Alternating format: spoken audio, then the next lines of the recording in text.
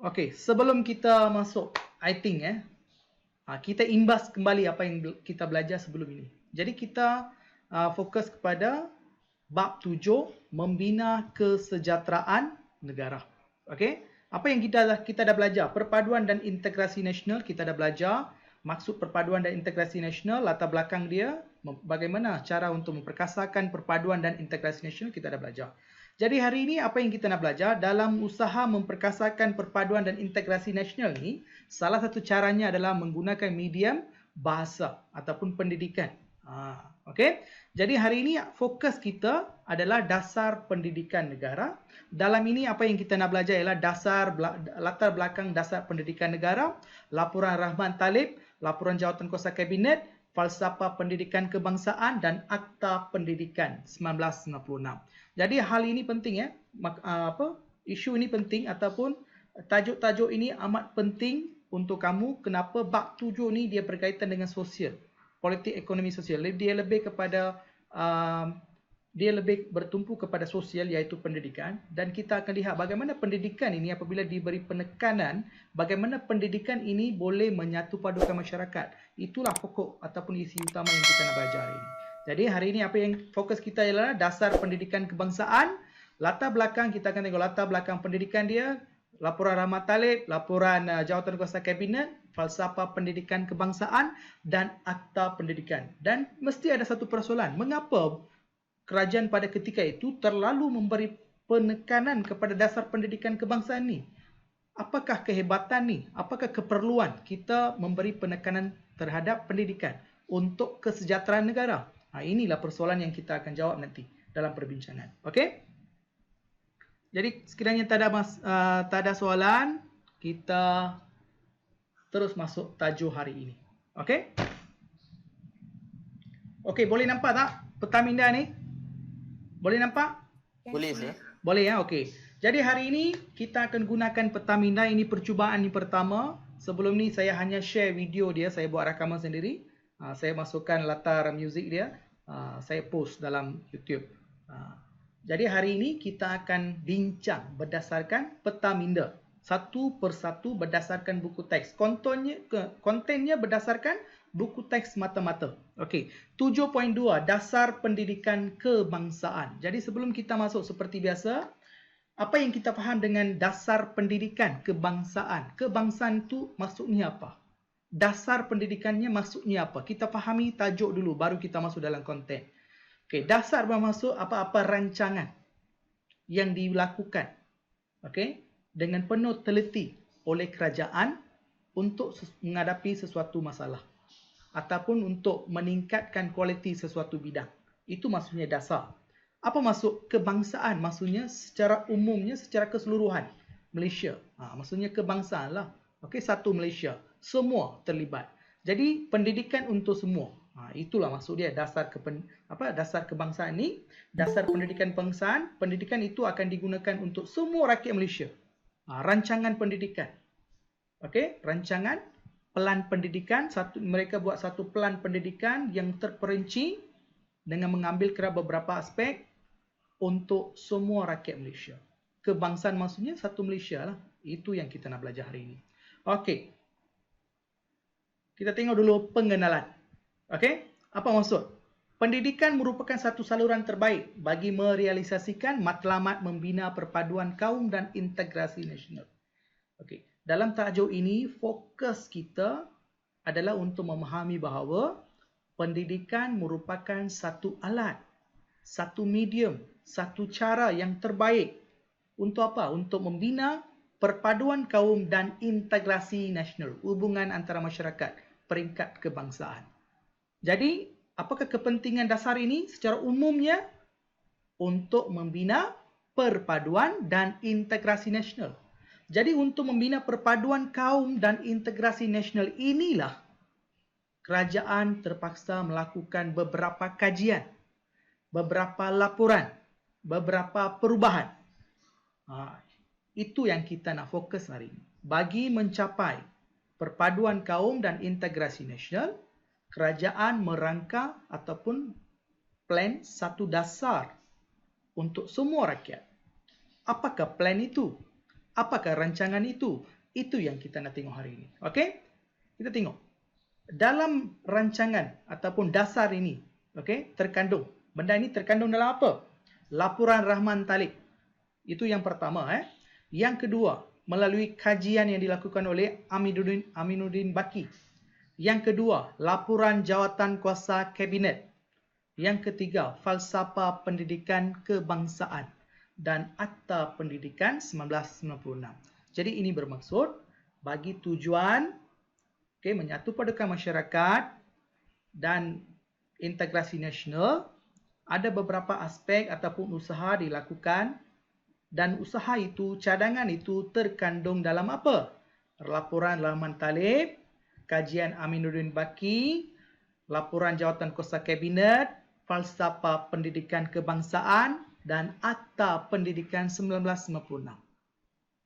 Jadi sekiranya kita mengkaji kelima-lima aspek ini, maka kita akan dapat tahu apakah usaha kerajaan yang diambil. Apa usaha yang diambil oleh kerajaan untuk memastikan melalui pendidikan ini kerajaan dapat menyatu padukan masyarakat dan melakukan apa? Integrasi nasional. Boleh faham tak? Boleh faham? Boleh faham ke? Hello, hi. Boleh, Sir. Boleh ya? Boleh. Jadi lima dasar ini, lima kajian ini, lima usaha yang kerajaan buat ini, dalam konten dia mungkin laporan Rahman Talib. Dalam tu ada banyak cadangan, banyak dapatan. Berdasarkan itu mereka telah mengubah satu-satu. Untuk apa? Untuk mencapai perpaduan kaum dan integrasi nasional. Apa-apa yang kita akan belajar dalam ni? 5 perkara yang kita akan belajar dalam ini. Laporan Rahman Talib, kajian Aminuddin Baki, laporan jawatan kuasa kabinet, falsafah pendidikan kebangsaan dan Akta Pendidikan 1996 ni merupakan satu usaha yang diambil oleh kerajaan ataupun pihak kerajaan, agensi kerajaan untuk menyatu padukan masyarakat dan juga integrasi nasional. Ini yang harus kamu faham. Okey? Seterusnya, kita akan tengok yang seterusnya. Sekejap. Okey. Dasar pendidikan kebangsaan. Yang pertama ialah dasar pendidikan kebangsaan. Untuk apa? Untuk memupuk perpaduan kaum. Bagaimana? Melalui Penyata Jawatan Kuasa Pelajaran 1956, dikenali sebagai Penyata Razak 1956, dimaktubkan dalam apa? Ordinan Pelajaran 1957. Jadi dasar pendidikan kebangsaan ini mereka dapat amalkan melalui beberapa perkara, iaitu melalui Penyata Jawatan Kuasa Pelajaran 1956, dikenali sebagai Penyata Razak dan mereka amalkan ataupun dimaktubkan dalam Ordinan Pelajaran. Bila? 1957. Rancangan itu dilakukan pada 1956, mereka lakukan amalkan pada 1957. Okey, itu yang pertama. Seterusnya, dan rancangan ordinan ini, Penyata Razak ini disemak semula pada 1960. Kenapa? Kenapa disemak semula? Sebab negara kita masih lagi menghadapi, mesti ada soalan mengapa rancangan ataupun dasar-dasar kerajaan melalui pendidikan ini, berkaitan dengan pendidikan ini, sentiasa berubah. Mesti ada soalan macam tu. Macam hari tu Regina tanyakan, mengapa ada perubahan? Sebab kita masih lagi belum berjaya menyatu padukan masyarakat. Kita masih lagi menghadapi masalah integrasi kaum. Kita masih lagi, negara kita masih lagi wujud, jurang perbezaan antara rakyat, berkaitan dengan apa? Perpaduan, ekonomi dan sebagainya. Jadi sebab itu, mereka melihat sistem pendidikan ini merupakan satu alat ataupun laluan di mana boleh membawa kepada integrasi nasional. Jadi untuk memantapkan lagi usaha ini, maka sistem pendidikan ini harus dikaji semula dan perlu ditambah baik. Sebab tu ada perubahan ataupun disemak semula pada tahun 1960. Okey? Melalui macam mana? Bagaimana mereka menyemak? Melalui laporan Rahman Talib. Yang kedua, melalui laporan Jawatan Kuasa Kabinet 1979. Jadi, semak semula ni bagaimana mereka buat? Melalui dua perkara. Satu, laporan Rahman Talib. Satu lagi melalui laporan Jawatan Kuasa Kabinet 1979. Okey, seterusnya. Apakah tujuan dia? Ini yang paling penting. Nanti soalan dia akan tanya. Mengapakah penyata-penyata laporan ni berkaitan dengan pendidikan, dasar-dasar kerajaan berkaitan dengan pendidikan ini disemak semula. Disemak semula sentiasa ataupun dia berikan satu jangka masa. Contohnya daripada 1957 sehingga 1963 ataupun 1996. Mengapa sentiasa berubah? Tujuannya yang paling penting adalah bukan dia nak fokus kepada 100% dia bukan nak fokus kepada pendidikan, tetapi melalui pendidikan bagaimana kerajaan nak menyatu padukan rakyat. Itu yang paling penting. Jadi tujuan yang pertama ialah untuk menyatu padukan rakyat. Yang kedua barulah menyediakan tenaga mahir dalam kalangan pelbagai kaum. Yang ketiga adalah untuk memenuhi keperluan negara. Jadi tujuannya ada berapa? Ada 3. Laporan ataupun dasar pendidikan kebangsaan. Kenapa? Tujuannya ada 3. Yang paling utama ialah menyatu padukan rakyat. Yang kedua ialah menyediakan tenaga kerja mahir. Pelbagai kaum. Mengapa pelbagai kaum? Sebab dia nak mengimbangi ataupun dia nak berlaku adil kepada semua kaum. Jadi sekiranya kerajaan berlaku adil kepada semua kaum, memberi peluang perniagaan, memberi peluang ekonomi kepada semua kaum, pendidikan ke apa semua, maka integrasi nasional itu akan wujud. Bagaimana?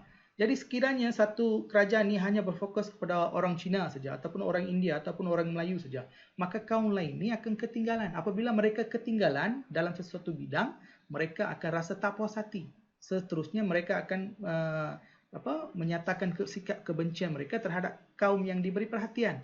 Maka wujudlah apa? Maka wujudlah sikap saling benci sama benci. Maka itu akan membantutkan usaha perpaduan kaum. Jadi untuk itu pendidikan ini harus diberikan kepada semua.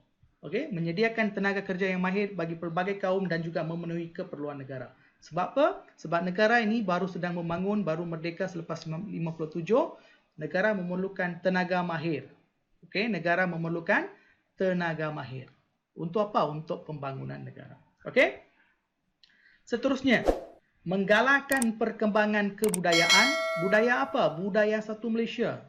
Konsep sebagai kita semua ni sebagai satu bangsa Malaysia. Bukan satu Malaysia, satu bangsa Malaysia. Budaya macam mana? Budaya Malaysian. Budaya apa? Budaya Malaysian. Okey, seterusnya ekonomi, sosial dan politik. Jadi perkembangan kebudayaan ini bukan hanya terletak fokus kepada satu budaya saja, culture. Dia merangkumi ekonomi, sosial dan politik. Jadi usaha kerajaan ini untuk memantapkan dasar pendidikan ini bertujuan untuk apa? Perkembangan kebudayaan di mana melalui pendidikan mereka ingin menekankan dan mendidik anak bangsa negara ini bahawa ketiga-tiga kaum majoriti yang tinggal di sini merupakan anak bangsa Malaysia. Maksudnya satulah, kita semua satu. Dari segi apa? Ekonomi, kita semua satu. Dari segi sosial, kita semua satu. Dari segi politik, kita semua satu. Itu maksudnya. Okey? Okey, seterusnya melahirkan rakyat. Tujuannya apa? Dasar pendidikan kebangsaan. Usaha yang dilakukan untuk apa? Untuk melahirkan masyarakat yang berilmu, seimbang dan harmoni serta makmurlah. Itu tujuan dia. Itu tujuan dia. Okey, seterusnya. Laporan yang kedua ialah tadi kita dah faham, kita dah tengok dah. Kita dah tengok dasar pendidikan kebangsaan. Saya ulang balik. Kalau boleh kan, follow saya buat peta minda sendiri. Saya hanya tarik-tarik macam ni saja. You boleh buat macam-macam pattern. You boleh buat macam-macam pattern. Tak ada masalah. Okey, sekejap.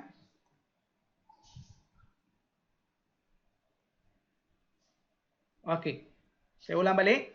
Kita bincang yang pertama, dasar pendidikan kebangsaan. Untuk apa? Tujuan utamanya dia bukan 100% fokus kepada pendidikan. Tetapi melalui pendidikan, kerajaan ingin memupuk perpaduan kaum. Itu tujuan utama. Soalan ini mesti keluar. Okey, bagaimana? Melalui penyata Jawatankuasa Pelajaran 1956 dan yang dikenali sebagai apa? Penyata Razak 1956. Okey, dan dimaklumkan dalam Ordinan Pelajaran 1957. Okey. Dan benda ini disemak semula. Benda ini disemak semula ataupun dasar ini disemak semula pada tahun 1960. melalui laporan Rahman Talib dan laporan Jawatan Kuasa Kabinet 1979. Okey? Tujuannya apa? Mengapa ia disemak semula? Sebab kerajaan ingin menyatupadukan rakyat melalui pendidikan. Okey? Yang kedua, untuk menyediakan tenaga kerja mahir dalam pelbagai kaum. Okey? Dan memenuhi keperluan negara. Selain itu, kerajaan ingin juga menggalakkan perkembangan kebudayaan melalui 3 bidang utama, iaitu ekonomi, sosial dan juga politik. Okey, akhirnya apakah tujuan mereka? Untuk melahirkan masyarakat yang berilmu, seimbang dan makmur. Itu tujuan dia. Okey? Okey. Seterusnya, yang kedua kita nak tengok. Seterusnya, kedua. Sekejap Saya nak sekejap.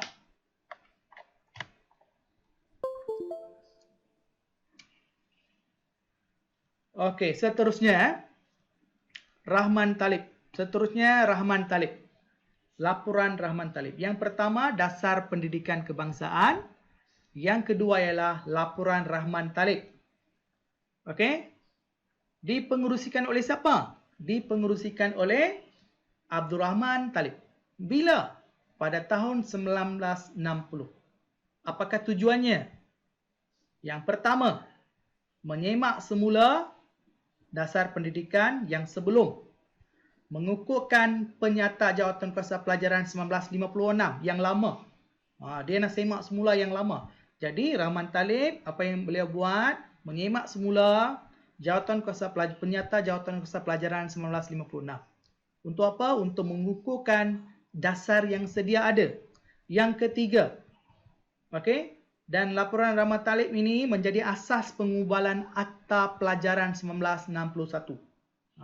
Jadi sebelum laporan Rahman Talib, ada dua. 1956 ada penyata Jawatan Kuasa Pelajaran.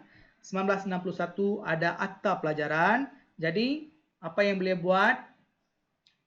Okey, apakah yang dibuat oleh Rahman Talib? Beliau telah menyemak semula, mengukuhkan Jawatan Kuasa Pelajaran, dan apabila beliau menyemak semula, ada beberapa dapatan baru dan cadangan itu telah diserapkan dalam Akta Pelajaran 1961. Jadi laporan yang dikeluarkan oleh Rahman Talib ni menjadi asas, basic. Jadi kita kaji sesuatu, kita dapat satu dapatan kan, result. Berdasarkan result itu, kita buat satu lagi akta, iaitu Akta Pelajaran 1961. Okey? Dan seterusnya beliau melakukan apa? Seterusnya beliau melakukan penyemakan dasar pendidikan kebangsaan. Jadi tujuannya saya semak lagi, saya ulang lagi. Yang pertama, untuk menyemak semula dasar sedia ada, iaitu penyata Jawatan Kuasa Pelajaran 1956.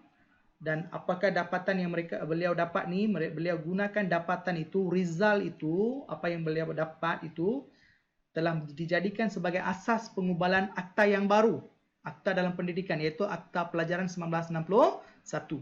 Dan beliau penyemakan dalam dasar pendidikan kebangsaan secara keseluruhan.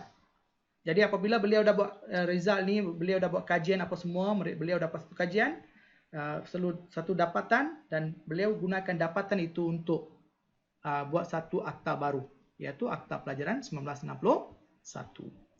Okey. Seterusnya, apakah usaha dan cara? Ini mungkin ada soalan. Saya ulang balik Yang pertama yang kita lihat ialah dasar pendidikan. Dalam dasar pendidikan kita dah lihat apakah tujuan dia, apa yang mereka buat, apa semua. Yang kedua dilakukan oleh laporan Abdul Rahman Talib. Beliau buat kajian sekali lagi pada tahun 1960. Jadi apabila beliau buat kajian tentang apa? Dasar pendidikan yang sedia ada lah, yang sebelum ni, 1957 sampai 1960. Ada satu kan? Mereka gunakan dasar pendidikan kebangsaan. Jadi beliau buat kajian balik, semak balik, dan beliau dapati ada beberapa perkara yang harus diubah ataupun ditambah bagi mengukuhkan sistem ataupun dasar yang sedia ada. Jadi bagi tujuan itu, beberapa cadangan ataupun langkah ataupun cara ataupun usaha disarankan, diberikan oleh siapa? Oleh laporan Abdul Rahman Talib. Kepada siapa? Kepada kerajaan.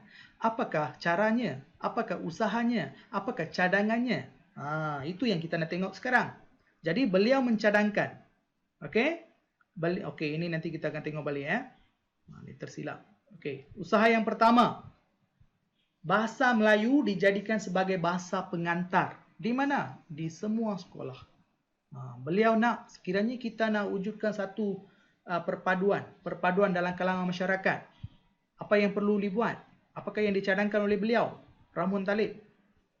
Okey, menurut laporan Rahman Talib, selepas kajian ada dapatan, Rizal dah dapat, jadi mereka cadangkan ada banyak masalah kan? Mesti ada masalah. Jadi apabila mereka lihat satu masalah ini, jadi mesti ada langkah kan? Jadi Rahman Talib ni buat apa? Beliau mencadangkan beberapa langkah untuk mengukuhkan lagi sistem pendidikan sedia ada. Mengapa? Apabila kita mengukuhkan sistem pendidikan sedia ada, maka kita boleh berjaya buat apa? Perpaduan kaum dan juga integrasi nasional.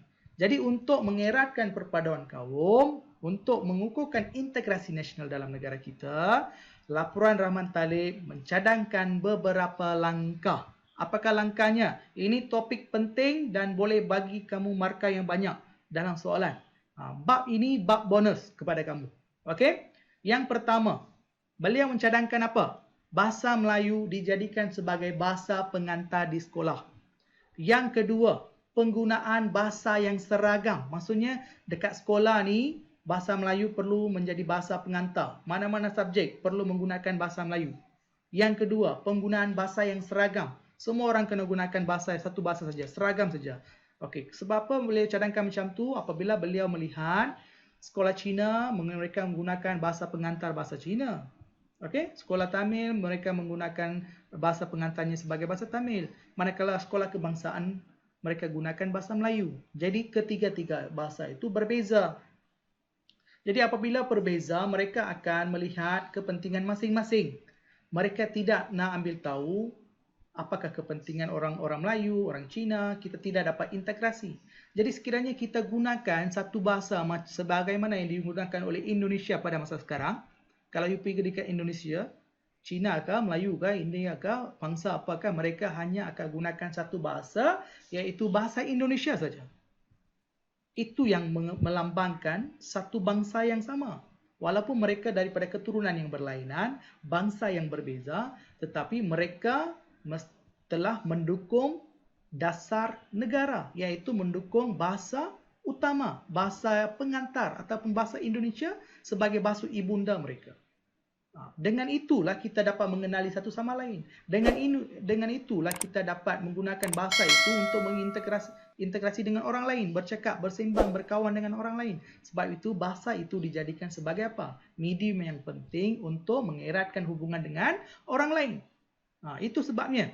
Okay, penggunaan bahasa yang seragam. Yang ketiga ialah kurikulum yang sama. Kenapa beliau cadangkan kurikulum yang sama? Sebab menurut dapatan Rahman Talib mendapati bahawa sekolah Cina mereka gunakan silibus mereka daripada Cina. Mereka lah orang India pula, dia gunakan silibus daripada India. Orang Melayu mereka gunakan silibus mereka. Orang sekolah Inggeris mereka gunakan silibus daripada luar negara. Jadi setiap silibus yang digunakan ini adalah berbeza-beza. Jadi apabila perbezaan sudah pun wujud di peringkat awal, sekolah rendah, maka penyatuan itu takkan berubahlah. Sekiranya kita bersatu, okay, sejak awal lagi, daripada sekolah rendah lagi, ataupun sekolah menengah lagi, kita gunakan satu silibus yang sama. Semua gunakan satu silibus. Maka kita dapat mengenali antara satu sama lain. Kita dapat menghayati penggunaan bahasa Melayu sebagai bahasa komunikasi. Apabila benda itu wujud di peringkat awal, maka integrasi kaum itu akan berlaku. Integrasi kaum itu akan berlaku. Dulu orang tua-tua, kalau you tengok, mereka tak pandai berbahasa Melayu. Kenapa? Sebab mereka lebih bertumpu kepada silibus mereka. Mereka tidak menghayati bahasa Melayu. Tapi sekarang, sekolah rendah kah, sekolah menengah kah, sekolah universiti kah, semua yang baca di situ mengenali bahasa Melayu. Kenapa? Sebab kita dah jadikan bahasa Melayu itu sebagai bahasa yang wajib dibelajar oleh semua orang. Okey, sekarang kalau kita tengok pelajar-pelajar sekalian kan, kat sekolah menengah semua boleh berfasih berbahasa Melayu. Apabila mereka dapat fasih bahasa Melayu, mereka boleh bercakap dengan orang Cina, mereka dapat bercakap dengan orang Melayu, kan? Kalau mereka hanya tahu bahasa India saja, asal bahasa Tamil saja, dia susahlah nak berintegrasi dengan orang Melayu, susahlah nak berintegrasi dengan orang Cina. Jadi kita jadikan satu bahasa sebagai satu bahasa komunikasi untuk semua. Jadi bahasa Melayu dipilih sebagai bahasa utama di negara ini. Kenapa? Sebab bahasa Melayu ataupun orang Melayu merupakan majoriti di negara kita. Itulah sebabnya kita jadikan bahasa Melayu sebagai bahasa komunikasi. Sebab itulah penggunaan bahasa yang seragam itu penting. Dan kita gunakan kurikulum yang sama. Jadi sekarang pun kita gunakan kurikulum yang samalah. Okey. Bagaimana berorientasikan negara kita? Kurikulum sama, sekolah menengah, sekolah Cina, sekolah India, sekolah Melayu, sekolah kebangsaan, sekolah menengah, semua gunakan silibus yang sama. Supaya apa? Supaya semua orang dapat tahu semua perkara. Berkaitan tentang budaya orang lain, adat orang lain, pantang larang orang lain. Dengan mengenali benda-benda macam ni, kita dapat memahami isi hati mereka, cara hidup mereka. Maka kita tak ada peluang lah kita nak keluarkan kata-kata kesat ke apa ke. Jadi dengan ini kita dapat elakkan perbezaan pendapat, dapat mengelakkan pergaduhan. Dengan ini kita dapat merapatkan hubungan. Okey. Kurikulum yang sama berorientasikan negara kita. Yang kedua, mewujudkan perasaan cinta akan negara. Jadi semuanya kita, semua masyarakat yang tinggal di sini tanpa mengira bangsa dan agama, sekiranya mereka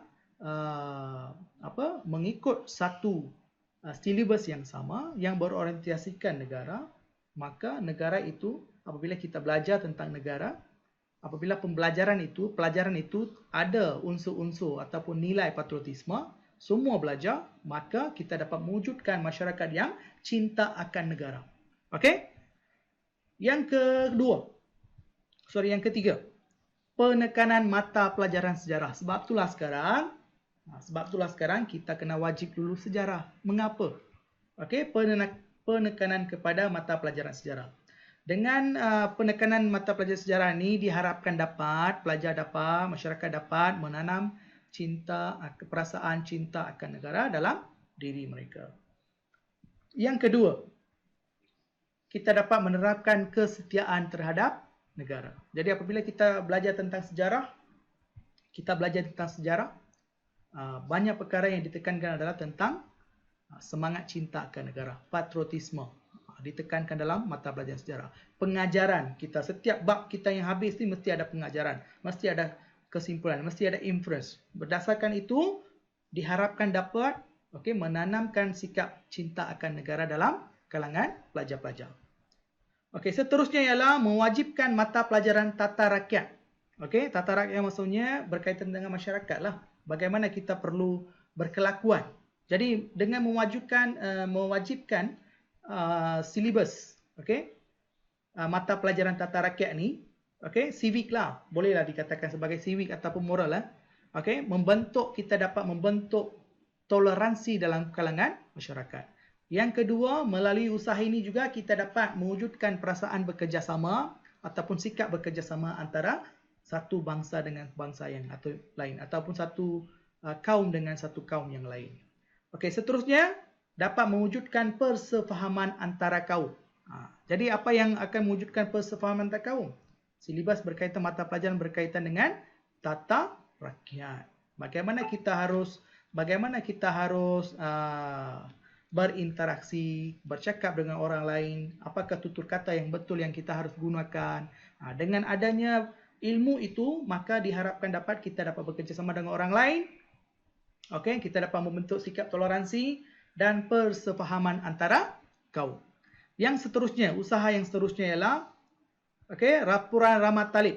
LRT ini maksudnya bukan LRT dekat KL tu Laporan Rahmat Talib ini 1960 ditambah baik. Bagaimana? Melalui kajian yang dilakukan oleh Aminuddin Paki. Bagaimana? Dengan memperkenalkan sistem persekolahan. Jadi Laporan Rahmat Talib, beliau membuat kajian terdahulu. Yang pertama, dasar pendidikan kebangsaan. Yang kedua, Laporan Rahmat Talib. Okey, dan laporan Rahman Talim ni dia buat kajian tentang dasar yang sebelum dia. Okey, dan dia berikan beberapa cadangan. Lepas Rahman Talim berikan beberapa cadangan, wujud pula satu lagi kajian yang dilakukan oleh yang disebut sebagai kajian Aminuddin Baki. Ini yang ketiga. Jadi apabila kajian ini dibuat, mereka pula cadangkan satu langkah, iaitu memperkenalkan sistem persekolahan. Yang macam mana? Sistem persekolahan aneka jurusan.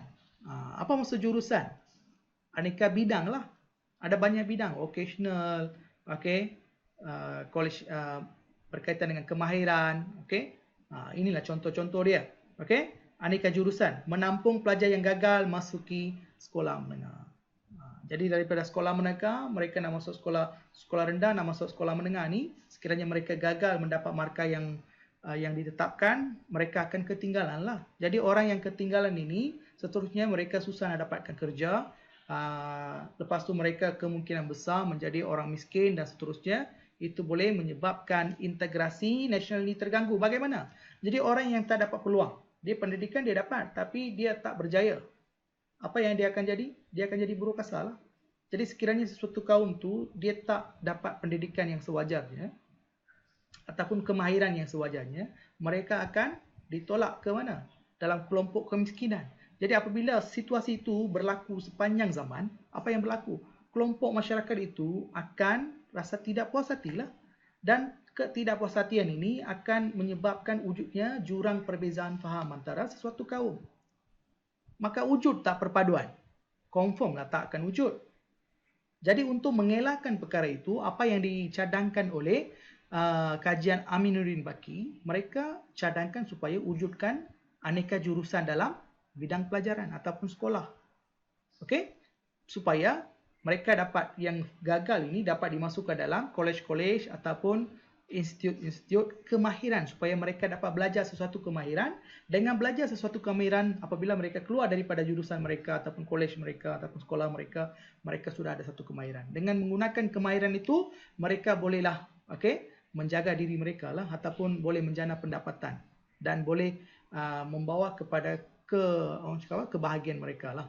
Okey, sekiranya mereka happy dah dapat semua, mereka perasaan dendam ke, tak puas hati ke, tak akan wujud.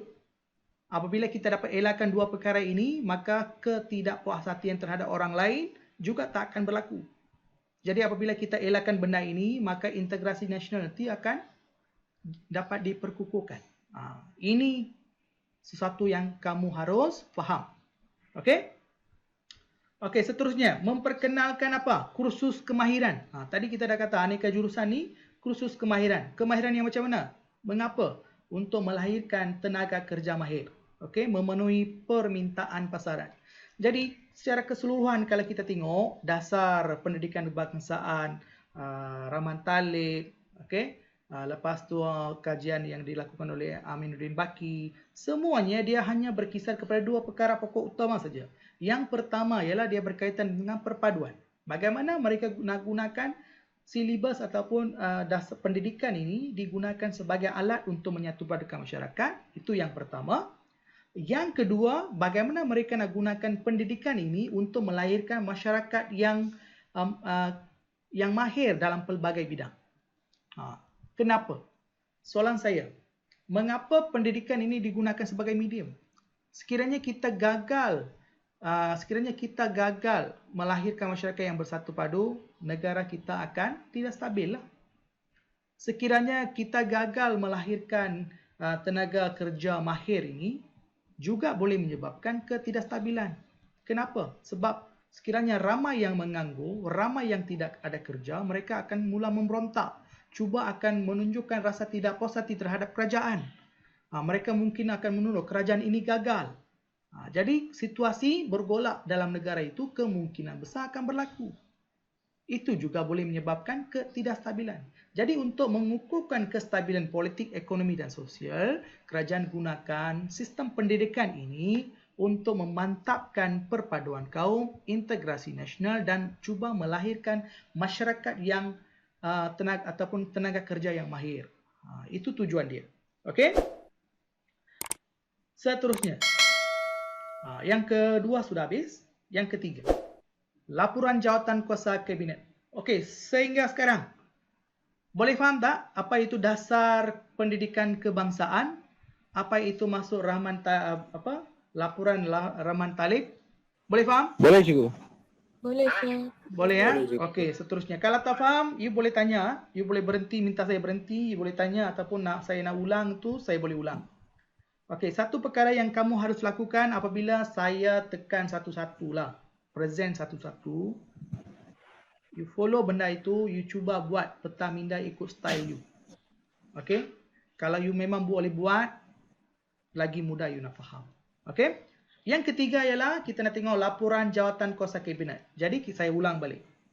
Dasar pendidikan kebangsaan ini telah mengalami banyak perubahan sampai hari inilah. Okey? Yang pertama, kajian dilakukan kita tengok terhadap dasar pendidikan kebangsaan. Yang kedua, dasar pendidikan kebangsaan ini dilihat ada beberapa kekurangan lah. Dilihat tak berapa berjaya menyatu padukan masyarakat. Jadi apa yang dibuat oleh kerajaan? Itu bukan satu jawatankuasa, dapatan daripada Rahman Talib pada tahun 1960. Kaji semula apakah kekurangan yang ada pada dasar pendidikan kebangsaan. Jadi apabila beliau buat kajian, beliau mendapati ada banyak kekurangan yang harus ditambah baik. Jadi beliau pun cadangkanlah penggunaan bahasa Melayu, penggunaan bahasa yang seragam, kurikulum yang sama dan sebagainya. Okey, beliau cadangkan beberapa langkah. Dan mungkin pada ketika itu apa yang diberikan oleh Rahman Talib itu terbaik, tetapi tiba-tiba tengok masih lagi tak cukup. Langkah usaha itu masih lagi tak cukup. Dan seterusnya ada lagi satu usaha yang dibuat oleh kajian Aminuddin Baki. Beliau mencadangkan apa? Cadangkan beberapa langkah lah. Okey? Selepas tiga-tiga dah habis, wujud lagi satu. Laporan jawatankuasa Kabinet. Kita ada langkah berapa? Dasar pendidikan kebangsaan, laporan Rahman Talib, kajian Aminuddin Baki. Tiga dah lalu, tapi masih lagi dilihat ada kekurangan, masih lagi yang perlu diperbaiki. Sekiranya kita tidak perbaiki pada ketika itu, kemungkinan besar perpaduan dan integrasi nasional ini tak mantap. Jadi untuk memantapkan, untuk mengukuhkan lagi integrasi nasional dan perpaduan kaum ini, kerajaan buat satu lagi kajian dan didatangi dengan apa? Laporan jawatankuasa Kabinet. Okey? Masih lagi buat satu proses. Proses ini secara berterusan sedang berlaku sampai hari ini. Silibus kita selalu berubah, KBSR, KSSR, KBSR. Okey, laporan jawatankuasa Kabinet. Kita tengok latar belakang dia. Okey. Ditubuhkan September 1974. September 74. Mengkaji sistem pelajaran kebangsaan secara keseluruhan. Jadi, laporan jawatankuasa Kabinet ni dia kaji apa? Dia kaji dasar pendidikan kebangsaan, laporan yang dikemukakan oleh Rahman Talib, kajian yang dilakukan oleh Aminuddin Baki, tiga-tiga ni dia kaji balik. Apa kekurangan dia? Bila dia buat? September 1974. Okey, siapa yang umumkan? Diumumkan oleh Menteri Pelajaran pada tahun 79. Jadi ditubuhkan 1974. Tetapi laporannya diumumkan pada 1979. Jadi mereka mengambil berapa tahun? Mereka ambil berapa tahun untuk menyelesaikan kajian ini? Sorry? Hello? Cikgu 5 tahun. 5 tahun, ya. Mereka mengambil 5 tahun untuk menyelesaikan kajian itu. Sebab mereka melakukan dengan penuh teliti. Kenapa harus dilakukan? Sebab sebelum itu negara kita telah pun menghadapi satu situasi cemas dan juga titik peristiwa hitam. Apa dia? Apa dia? Apa dia? Cikgu, peristiwa 13 Mei. Ya, betul. Bagus. Jadi, walaupun kita tengok tadi dasar pendidikan kebangsaan, Rahman Talib, apa semua ada, tetapi telah pun berlaku satu insiden buruk, iaitu peristiwa 13 Mei. Jadi untuk mengelakkan peristiwa seperti itu, ulang semula, kerajaan harus memperkukuhkan lagi sistem pendidikan. Melalui sistem pendidikan, diharapkan dapat mengeratkan integrasi nasional dan juga perpaduan. Itulah tujuan utama, perlu ada perubahan. Saya rasa Regina hari ini boleh faham kenapa sentiasa ada perubahan. Regina, boleh faham? Boleh, sir. Okey. Jadi, 1974 mereka cadangkan dan kajian itu diumumkan oleh hasil kajian diumumkan oleh Menteri Pelajaran pada tahun 1979. Okey, laporan jawatan Kabinet. Okey, diumumkan Menteri Pelajaran 1979 bagi memperkukuhkan perpaduan. Tujuan tengok bidang pendidikan, tapi fokusnya dilihat kepada siapa? Dilihat difokuskan lagi dengan perpaduan. Fokusnya macam mana? Melalui pendidikan, bagaimana kita boleh integrasikan kaum? Melalui sekolah, bagaimana kita boleh pastikan orang tiga-tiga kaum ni dapat berinteraksi dengan sesuatu kaum? Bagaimana? Itu yang diperhalusi. Okey? Okey. Dan mereka dapati bahawa bahasa Melayu lagi. Sekali lagi, tadilah laporan Rahmat Talib pun menekankan bahasa Melayu lah, bahasa yang satu bahasa kan. Kurikulum yang sama, bahasa yang sama, bahasa pengantar yang sama, dan laporan Jawatankuasa Kabinet pun tekankan bahawa bahasa Melayu ini merupakan perlu dijadikan sebagai bahasa perpaduan dan wajib dalam peperiksaan awam. Jadi apabila bahasa Melayu ini diwajibkan dalam peperiksaan awam, maka semua kalangan bangsa India, Cina ataupun orang Melayu harus belajar bahasa Melayu. Dengan mempelajari bahasa Melayu, mereka dapat berinteraksi dengan bangsa orang lain ataupun kaum lain. Apabila interaksi itu berlaku, mereka dapat mengenali satu sama lain, budaya orang lain, makanan orang lain, cara hidup lain, agama mereka. Apabila mereka dah kenali seseorang, mereka takkanlah cakap yang bukan-bukan sebab mereka dah faham. Tutur kata mereka akan jadi apa? Lemah lembut, sopan santun. Dan itu akan lagi mengeratkan perpaduan. Itulah sebabnya bahasa Melayu diwajibkan dalam peperiksaan awam sampai sekarang. Dan bahasa Melayu dilihat sebagai bahasa perpaduan. Sebab kat sekolah kita memang gunakan bahasa Melayu sebagai bahasa rasmi dalam integrasi. Okey, perhubungan kita. Mungkin sekarang bahasa Inggeris dah campur lah. Tapi yang paling utama ialah bahasa Melayu. Okey. Dan mengikut laporan Jawatankuasa lagi. Yang pertama dia cadangkan bahasa Melayu sebagai bahasa wajib dalam peperiksaan dan bahasa perpaduan. Yang kedua ialah penegasan ilmu kerohanian.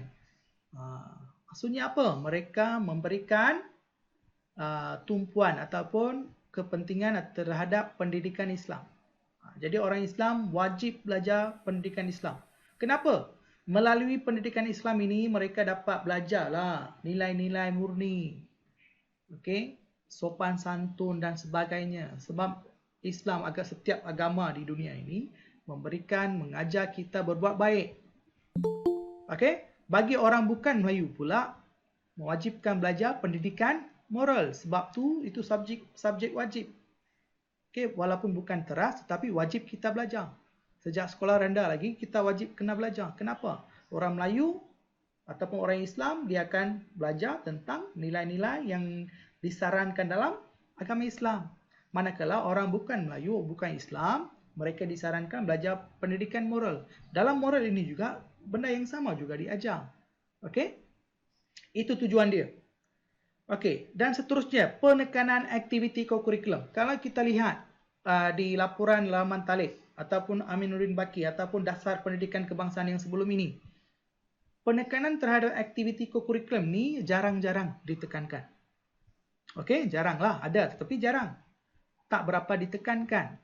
Okey, tapi dapatan laporan kabinet ini mereka mendapati bahawa aktiviti kokurikulum ini boleh mengeratkan integrasi antara kaum. Okey? Bagaimana? Mereka mewajibkan aktiviti kokurikulum untuk semua kaum. Okey, yang kedua, wujudkan unit beruniform. Yang ketiga, sukan dan permainan. dan ketiga melalui persatuan. Jadi apa yang dapatan mereka laporan jawatankuasa ini, mereka dapati aktiviti kokurikulum melalui aktiviti kokurikulum apabila semua kaum terlibat dalam aktiviti badan beruniform, sukan dan permainan dan persatuan. Dalam ketiga-tiga aspek ini, semua kaum ini akan terlibat menjadi ahli persatuan. Apabila sesuatu aktiviti itu dijalankan, mereka terpaksa berintegrasi, berhubung antara ataupun berkomunikasi antara satu sama lain. Bagaimana mereka dapat berkomunikasi? Kan tadi dia dah cadangkan bahasa Melayu digunakan sebagai bahasa komunikasi wajib. Jadi mereka akan gunakan bahasa Melayu itu untuk berkomunikasi dan berinteraksi untuk menjalankan apa? Aktiviti yang dicadangkan dalam badan beruniform, sukan, permainan dan persatuan. Jadi lama-kelamaan selama 5 tahun mereka berhubung di sekolah menengah, maka perhubungan dan integrasi ataupun komunikasi ini antara pelajar-pelajar ini diharapkan dapat mengeratkan hubungan yang baik antara ketiga-tiga kaum. Itulah tujuan. Dan benda ini masih sampai hari ini masih lagi berlaku dan diberi perhatian dan juga diberi penegasan. Sebab tu kita aktiviti kokurikulum tu kita ada markah. Jadi, you orang faham tak kenapa kokurikulum itu walaupun you dah masuk form 5, kenapa kokurikulum itu wajib? Bukan dia nak bagi markah, tak. Kokurikulum itu merupakan satu medium untuk menyatu padukan pelajar India, Cina dan Melayu. Supaya mereka dapat bersatu, berintegrasi, berkomunikasi dan memahami satu sama lain. Dengan satu matlamat, iaitu mereka ini dilihat sebagai satu bangsa. Bangsa apa? Bangsa Malaysia. Inilah tujuan dia. Okey? Okey. Seterusnya. Hasilnya. Jadi mereka ada banyak dapatan apabila mereka dah cadangkan penegasan ilmu kerohanian, aktiviti kokurikulum dan sebagainya. Mereka terpaksa ubah apa? Kerajaan terpaksa ubah kurikulum. Silibas terpaksa diubah. Silibas lama mereka dah ketipikan, maka wujudlah silibas baru bagi sekolah rendah, iaitu KBSR. Jadi KBSR ni wujud selepas laporan kabinet. Hasil mereka ni cadang-cadang. Jadi bagaimana mereka nak selitkan kurikulum apa semua, moral apa semua, bagaimana? Jadi mereka buat silibas baru. Berdasarkan silibas itulah kita belajar. Saya semua orang KBSR. Okey? Jadi melalui KBSR, bahasa Melayu sebagai. Jadi tadi kan dia dah kata bahasa Melayu itu wajib. Bahasa Melayu itu penting. Bahasa Melayu itu merupakan medium komunikasi. Jadi dalam silibus KBSR sekolah rendah ni mereka gunakan bahasa Melayu sebagai apa? Bahasa kebangsaan dan sebagai alat perpaduan. Sebagai bahasa kebangsaan dan juga alat perpaduan. Mengapa tiba-tiba dalam KBSR ini wujud? Kenapa bahasa Melayu wujud? Tak. Laporan Rahmat Talib memang dah cadangkan benda tu dan mereka amalkan. Bagaimana amalannya ini dilakukan? Bagaimana laporan jawatankuasa kabinet ini diamalkan? Dengan membuat perubahan dalam sistem kurikulum. Iaitu sekolah rendah KBSR, sekolah menengah KBSM. KBSR mereka mengutamakan bahasa Melayu dijadikan sebagai bahasa kebangsaan dan dijadikan sebagai alat perpaduan. Okey? Sebab tu sampai hari ini kita masih lagi ada apa? Pertandingan syarahan kebangsaan ataupun piala perpaduan. Pernah dengar tak? Itulah tujuan dia. Di sinilah benda idea itu lahir. Okey? Seterusnya dan mengutamakan ataupun meminta atau memastikan penekanan kepada kebiasaan ni memberi penekanan kepada menguasai 4 bidang asas. Yang pertama dia utamakan bahasa Melayu. Yang seterusnya dia utamakan 4 bidang asas. Apakah bidang itu? Bidang komunikasi. Bidang komunikasi ini mereka harus gunakan bahasa Melayu sebagai bahasa komunikasi. Yang kedua, bidang kemanusiaan. Okey? Ataupun bidang contohnya kemahiran hidup dan sebagainya. Seterusnya, ilmu alam sekitar. Yang ketiga ialah perkembangan diri dan individu. Perkembangan diri dan individu. Ini antara 4 bidang yang diberi penekanan dalam KBSR. Okay, ini untuk sekolah menengah. Sekolah rendah pula. Sekolah menengah pula KBSM. Apakah fokus mereka? KBSM ni mereka nak lahirkan generasi yang macam mana? yang berilmu, yang berkemahiran dan bersatu padu. Yang tiga-tiga ni ada tiga. KBSR ingin melahirkan sekolah menengah. Mereka nak pelajar-pelajar sekolah menengah dilahirkan sebagai pelajar yang berilmu, berkemahiran dan bersatu padu. Mungkin kamu ada soalan, cikgu kenapa dia tak tekankan bahasa Melayu dalam KBSM? Dia memang tekankan apa yang diwujudkan, apa yang disarankan dalam KBSM ni memang ada dalam KBSM. So KBSR ni memang ada dalam KBSM. Dan basic itu dari segi hubungan komunikasi ini, basic itu telah pun diberikan dalam sekolah peringkat sekolah rendah. Dan apabila mereka masuk, sebab tu kat sekolah rendah ni kamu perlu pelajar-pelajar ni, murid-murid ni perlu belajar bahasa Melayu dengan baik. Kena belajar untuk berkomunikasi dalam bahasa Melayu dengan baik. Kenapa? Sebab apabila kamu naik ke sekolah menengah, kamu kena gunakan bahasa Melayu sebagai medium komunikasi. Itulah pentingnya. Okey, itulah pentingnya bahasa Melayu. Okey? Okey, boleh faham? Yang ni boleh faham? Boleh cikgu. Ya, boleh cikgu. Boleh ya? Okey, kita nak tengok yang last kali. Bukan last. Falsafah Pendidikan Kebangsaan 1988. Okey. Okey, sekarang saya host kejap. Dasar Pendidikan Kebangsaan tahun bila? Pertama disemak, dibuat 1950 berapa? Tolong jawab. 56. 57. Lepas tu Rahman Talib tahun 1960, sir. 60. 1960. Lepas tu Aminuddin Baki bila?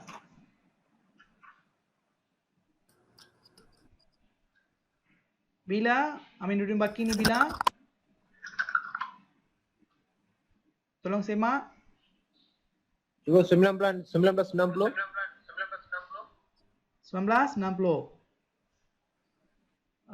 You tengok dalam mana? Buku teks ya? Okey. Lepas tu, lepas Aminuddin Baki, laporan apa yang kita tengok? Laporan jawatan kuasa kabinet. Jawatan kabinet ni tahun bila? 1974, sir. 74. Dan laporan itu dibentangkan pada tahun 74. 74. Tapi dibentangkan, diumumkan bila? 1979. 1979. Very good.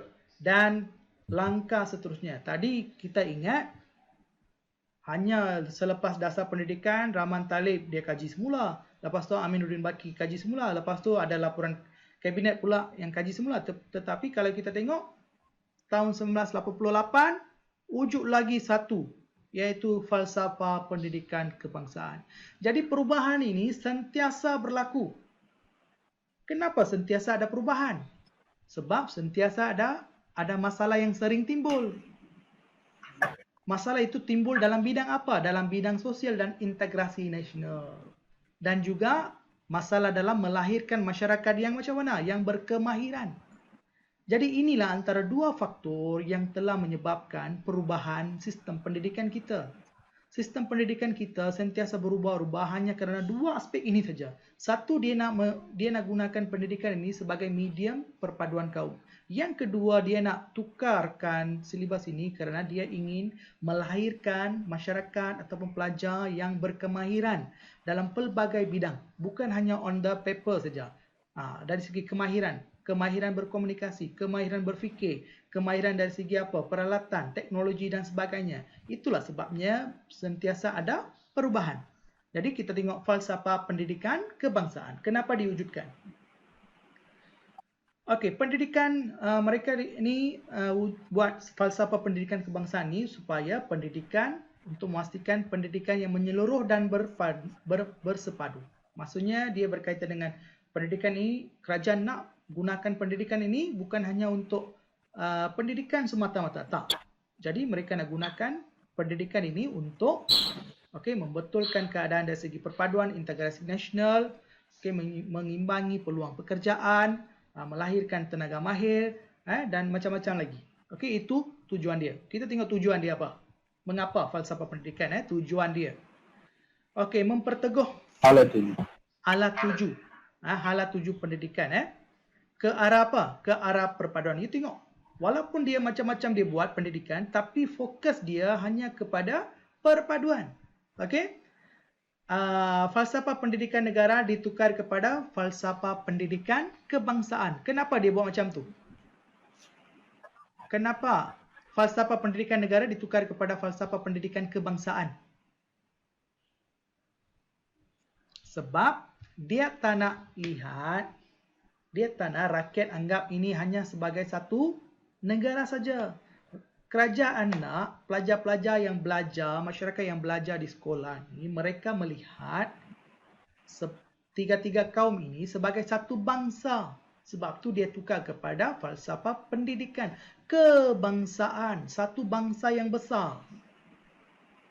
Jadi melalui konseptual ini, falsafah pendidikan kebangsaan, dapatlah kita buat kesimpulan bahawa pendidikan ini bukan hanya untuk satu kaum.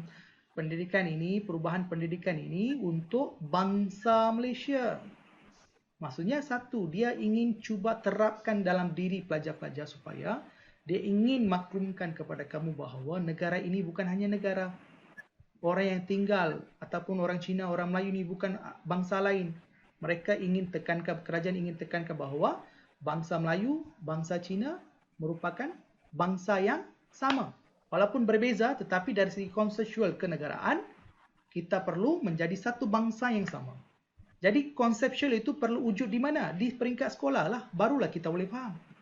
Jadi orang yang tak faham konseptual inilah yang tidak ada persefahaman antara kaum. Itulah yang menyebabkan kita ni salah faham. Itulah yang menyebabkan kita ini saling benci sama benci. Jadi kerajaan ingin tekankan falsafah kebangsaan. Walaupun berbeza agama, budaya, keturunan. Tak. Kita ini satu bangsa. Bangsa apa? Bangsa Malaysia. Boleh faham? Boleh? Boleh, Boleh, cikgu. sir. Boleh, sir. Okey. Dan membentuk pelajar yang seimbang. Dari segi seimbang dari segi apa? Dari segi jasmani, emosi, rohani, intelek.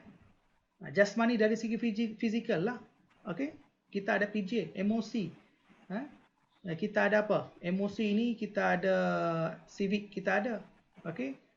Agama kita ada, moral ada, rohani kita ada, intelek, kemahiran yang kita belajar. Okey, itulah tujuan dia. Saya ulang balik.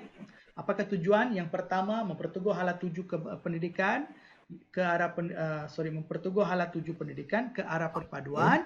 Yang kedua, falsafah pendidikan negara ditukar kepada falsafah pendidikan kebangsaan. Dan membentuk pelajar yang seimbang dari segi apa? Dari segi jasmani, emosi, rohani dan intelek. Okey. Seterusnya. Last kali. Akta Pendidikan 1996. Okey. Selepas 8 tahun, wujud lagi satu perubahan. Iaitu Akta Pendidikan Kebangsaan. Akta Pendidikan 1996. Apakah matlamatnya? Apakah tujuannya? Mengapa wujud lagi yang last ni? Akta pendidikan ni. Okey, mereka nak memperkukuh kedudukan bahasa kebangsaan. Jadi melalui akta ini mereka nak perkukuh bahasa kebangsaan itu bahasa Melayu. Bahasa Melayu. Okey, bagaimana? Dengan memupuk semangat cinta akan negara. Melalui pemupukan memperkasa bahasa Melayu ni mereka berharap dapat memupuk semangat cinta akan negara. Okey. Apakah usaha yang kerajaan ni ambil? Apakah usaha menjadikan BM ni, mereka gunakan BM ni bagaimana? Apakah usaha yang diambil oleh kerajaan melalui akta pendidikan ni? Okey. Fokus kepada BM menjadi bahasa pengantar utama, mata pelajaran wajib diajarkan di semua sekolah. Tak ada sekolah yang tinggal. Semua sekolah wajib diajar dengan bahasa Melayu. Kalau masih lagi ada SCKC, SCKT kan. Walaupun SCKT, SCKC, sekolah-sekolah ini wajib mengajar bahasa Melayu. Wajib diajar. Wajib diajar. Itulah yang diterapkan dalam Akta Pendidikan 1996. Ini untuk sekolah-sekolah kerajaan. Bagaimana pula dengan institusi pendidikan swasta? Institusi pendidikan swasta ataupun college ataupun sekolah swasta juga perlu mengadakan pengajaran bahasa kebangsaan iaitu bahasa Melayu, wajib diajar. pengajian Malaysia. Contohnya kalau you pergi universiti ke college ke, semester pertama mesti ada pengajian Malaysia. You kena wajib belajar pengajian Malaysia. Dalam pengajian Malaysia ini, kamu akan belajar tentang budaya orang Cina, Melayu, India, semua you akan belajar. Mengapa? Dengan belajar itulah kita dapat fahami tentang orang lain. Apabila kita dah faham tentang orang lain, kita takkanlah suka hati keluarkan kata-kata kesat ke, yang tak senonoh ke. Kita akanlah adalah rasa hormat kepada mereka. Dengan adanya macam tu, kita dapat elakkan perbezaan pendapat. Dengan itu, kita dapat mengeratkan hubungan dan perpaduan. Okey, yang seterusnya, pendidikan Islam ataupun moral wajib ada di pendidikan swasta. Okey. Pendidikan moral atau moral dalam pengajaran. Setiap pengajaran harus ada apa? Bahasa Melayu. Okey. Pengajaran. Kita dah belajar sekarang. Macam-macam kita dah tengok. Dasar pendidikan kebangsaan, laporan Rahman Talib, okey, Aminuddin Baki, jawatan besar kabinet, okey, akta pendidikan. Apa yang kita dah belajar ini, apa yang kita dapat? Apa yang kita harus belajar daripada apa benda-benda macam ni? Sentiasa dibuat perubahan dalam sistem pendidikan. Jadi sebagai rakyat Malaysia, sebagai pelajar, apa yang kita harus belajar daripada benda ini? Yang pertama, amalan satu bahasa membentuk perpaduan. Amalan satu bahasa membentuk, dua kali saya dah ulang. Sorry, tak terlepas pandang ini. Amalan satu bahasa membentuk perpaduan. Jadi sebagai pelajar, kita harus faham bahawa sebagai rakyat Malaysia, kita harus menghormati dasar-dasar kerajaan yang dibuat. Khususnya dalam menjadikan bahasa Melayu sebagai bahasa komunikasi yang boleh membentuk perpaduan. Yang kedua, bahasa Melayu harus dilihat sebagai pemangkin perpaduan. Dan oleh itu, kita harus mengutamakan bahasa Melayu apabila kita berkomunikasi dengan bangsa lain ataupun dengan kaum lain. Bahasa Inggeris boleh, bukan masalahnya. Tapi bahasa Melayu harus diberi keutamaan. Yang seterusnya, perlunya pembaharuan dan kajian berterusan dalam bidang sosial. Berdasarkan apa yang kita tengok, kita dapat buat kesimpulan bahawa walaupun banyak perkara yang kita buat, sampai hari ini masih lagi ada kekurangan dalam integrasi nasional dan perpaduan kaum. Sebab masalah itu sentiasa ada. Jadi perlu pembaharuan dan kajian berterusan dalam bidang sosial, khususnya dalam bidang pendidikan, integrasi nasional dan juga perpaduan. Seterusnya, sebagai pemimpin, pemimpin itu perlu bijak menguruskan masyarakat. Bagaimana dia bijak menguruskan masyarakat? Dia perlulah merangka pelan dasar yang boleh menyatu padukan masyarakat, yang boleh menguruskan masyarakat dengan baik tanpa bergaduh, bermusuhan. Jadi salah satunya dengan mendraft dasar-dasar plan yang boleh menyatukan masyarakat. Contohnya dasar pendidikan kebangsaan kita, akta pelajaran kita, akta pendidikan kita. Okey? Sebagai masyarakat, kita harus bekerjasama, bekerjasama dengan kerajaan. Apabila kerajaan cadangkan memperkasa MBM, MBI, rakyat harus sokong. Okey, apabila kerajaan sarankan gunakan bahasa Melayu, okey, dalam pelajaran, dalam apa-apa perkara, kita harus menyokong kerajaan. Sebab usaha kerajaan ini bukan untuk kepentingan sendiri, tetapi untuk mengeratkan perpaduan dan integrasi nasional. Seterusnya, sebagai rakyat, apa yang kita perlu buat? Kita harus menghayati bahasa kebangsaan. Kita harus mencintai bahasa kebangsaan. Kita harus mendukung aspirasi kerajaan dengan menjadikan bahasa kebangsaan, bahasa Melayu ni sebagai bahasa integrasi antara kaum. Kita harus syukur dengan apa yang kerajaan bagilah. Okey, kesimpulan inference. Okey, dasar pendidikan sentiasa digubal. Mengapa? Bagi mewujudkan masyarakat yang bersatu padu. Seterusnya, bagi meneruskan dan memperkukuh dasar pendidikan kebangsaan. Sebagai rakyat, apa yang kita perlu buat? Kita harus menghargai usaha kerajaan, menyokong ke dasar kerajaan, memberikan komitmen terhadap kepentingan pendidikan kebangsaan dan bagi untuk apa? Untuk mengukuhkan perpaduan kaum dan integrasi nasional. Okey, ada soalan? Ada soalan?